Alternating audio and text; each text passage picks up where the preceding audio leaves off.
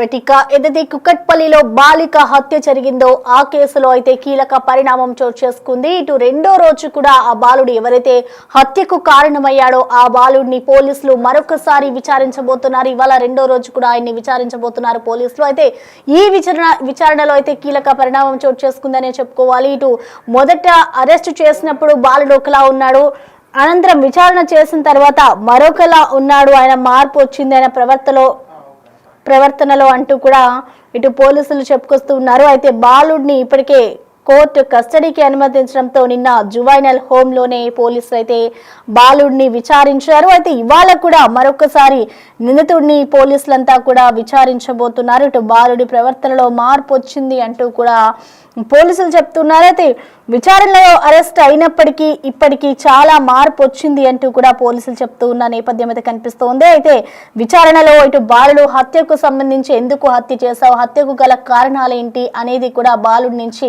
వివరణ రాబట్టే ప్రయత్నం చేయగా ఆ బాలుడు చెప్పిన విషయాలు చూస్తే ఇటు మనం బ్యాట్ కోసమే నేను హత్య చేశాను అంటూ కూడా మరొకసారి బాలుడు చెప్పుకొస్తున్నాడు. అయితే మొదటి నుంచి కూడా ఆయన ఒకటే మాట చెప్తున్నాడు, నేను ఇంట్లోకి వాళ్ళతో ఆడుకుంటూ ఉంటాను, ఆడుకున్న సమయంలో నాకు ఆ బ్యాట్ నచ్చింది, ఆ బ్యాట్ కోసమే నేను ఆ బాలికను చంపాను అంటూ కూడా మరొకసారి ఆ బాలుడైతే చెప్పుకొస్తున్న మాటలు మనం చూస్తున్నాం. సో మొత్తానికి ఈ కేసుకు సంబంధించి కూడా కీలక పరిణామం చోటు చేస్తుందని చెప్పుకోవాలి.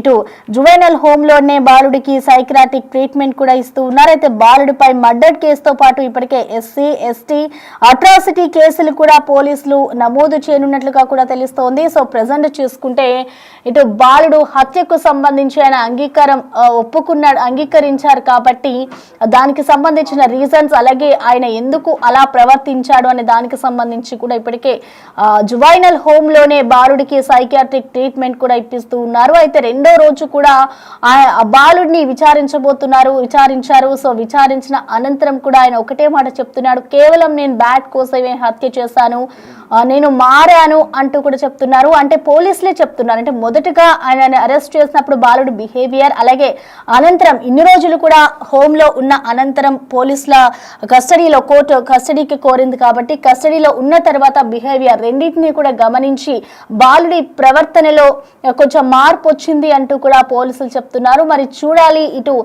సహస్ర హత్య కేసుకు సంబంధించిన కీలక పరిణామం చోటు చేసుకుందనే చెప్పుకోవాలి.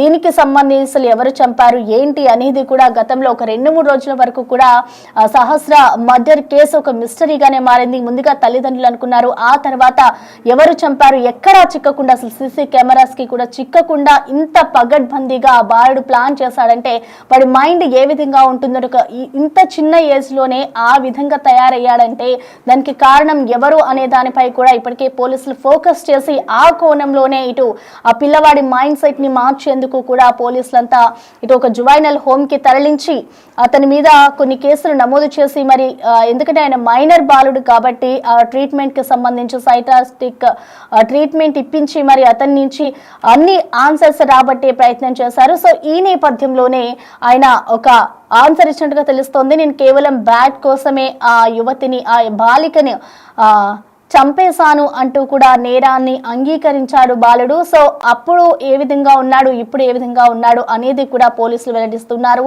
అయితే ఇవాళ కూడా మరొకసారి ఆ బాలుడిని పోలీసులు అయితే విచారించబోతున్నారు. జువైనల్ హోమ్ లో ఎక్కడైతే ఆ బాలుడిని ఉంచారో అక్కడే ఇవాళ కూడా అతన్ని విచారించబోతున్నారు.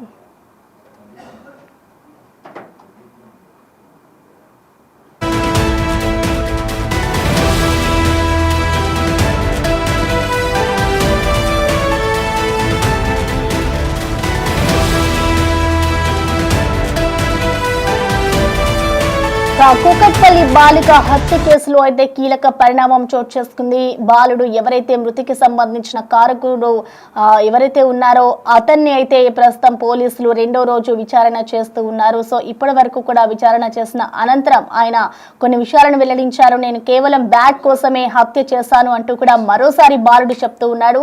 సో ఇవాళ ఈ మరొకసారి విచారించిన అనంతరం బాలుడు ఏం చెప్తాడు అనేది కూడా వేచి చూడాలి. అయితే జువైనల్ హోమ్ లోనే బాలుడికి ప్రజెంట్ సైకియాట్రిక్ ట్రీట్మెంట్ ఇస్తూ ఉన్నారు. సో ఈ నేపథ్యంలోనే బాలుడిపై ఇటు ఎస్సీ ఎస్టీ అట్రాసిటీ కేసులు కూడా నమోదు చేయబోతున్నారు పోలీసులు. అయితే అంతకు ముందు మనం చూసుకుంటే బాలుడు అరెస్ట్ అయినప్పుడు ఏ విధంగా ఉన్నాడు, ఆ తర్వాత ఇటు జువైనల్ హోమ్ కి తరలించిన అనంతరం కస్టడీలో ఉన్నప్పుడు ఏ విధంగా ఉన్నారు, రెండింటిని కూడా బిహేవియర్ చూస్తే బాలుడు ప్రవర్తనలో కొంత మార్పు వచ్చింది అంటూ కూడా పోలీసులు చెప్తున్న పరిస్థితి అయితే కనిపిస్తోంది. సో మొత్తంగా చూస్తుంటే ఒక చిన్న పిల్లవాడు ఇంత క్రూరంగా అంటే దాదాపు 20కి పైనే కత్తిపోట్లు పొడిచి మరి చంపాడు అంటే అది అందరినీ ఆశ్చర్య కలిగించిన అంశం అనే చెప్పుకోవాలి. అసలు ఈ హత్యకు సంబంధించి 2-3 రోజుల వరకు కూడా మిస్టరీ వేడలేదు. అసలు ఎవరు చంపారు, అంత చిన్న పిల్లని చంపవలసిన అవసరం ఎవరికి ఉంది, అలాగే కుటుంబ కలహాలు ఏమైనా కారణాలు ఉన్నాయా అనే కోణంలో కూడా పోలీసులు దర్యాప్తు చేశారు. చుట్టుపక్కల వారిని కానివ్వచ్చు, అదే అపార్ట్మెంట్ లో ఎవరైతే నివాసం ఉంటున్నారో వాళ్ళందరినీ కూడా విచారించిన పరిస్థితి కనిపించింది. సో అప్పుడు కూడా పోలీసులకి ఎటువంటి క్లూస్ కూడా దొరకలేదు.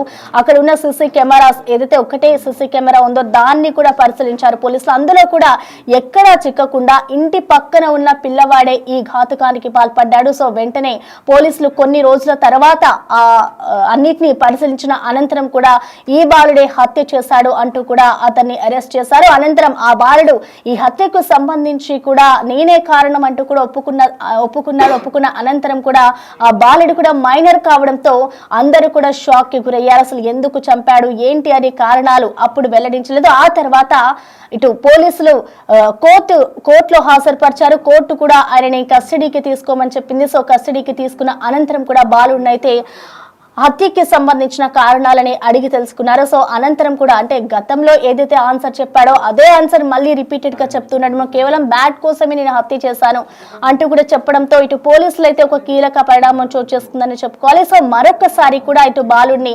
విచారించబోతున్నారు కాబట్టి అసలు ఇప్పుడు ఎటువంటి ఆన్సర్స్ ఇస్తాడు, మళ్ళీ సేమ్ రిపీటెడ్ ఆన్సర్ ఇస్తారా లేదంటే ఇంకా వేరే ఏమైనా చెప్తారా అనేది కూడా చూడాలి. సో ప్రెసెంట్ అయితే జువైనల్ హోమ్ లోనే పోలీసులు అయితే అతన్ని విచారిస్తూ ఉన్నారు. అదే దీనికి సంబంధించి కూడా సైకియాట్రిక్ ట్రీట్మెంట్ కూడా బాలుడికి ఇస్తున్నట్లుగా కూడా తెలుస్తోంది. అయితే దీనికి సంబంధించి ఇప్పటికీ బాలుడిపై మర్డర్ కేసుతో పాటు ఎస్సీ ఎస్టీ అట్రాసిటీ కేసును కూడా ఫైల్ చేస్తామంటూ పోలీసులు అయితే వివరాలు వెల్లడిస్తూ ఉన్నారు. అయితే ఈ రోజు జరిగే విచారణ ఏ విధంగా ఉంటుంది, అసలు ఎలాంటి క్వశ్చన్స్ ఇస్తారు, బాలుడు ఎటువంటి ఆన్సర్స్ ఇస్తారు అనేది కూడా వేచి చూడాలి. అసలు పోలీసులు ఎటువంటి సమాచారాన్ని రాబట్టగలుగుతారు అనేది కూడా ఇప్పుడు ఒక పెద్ద క్వశ్చన్ గా మారింది.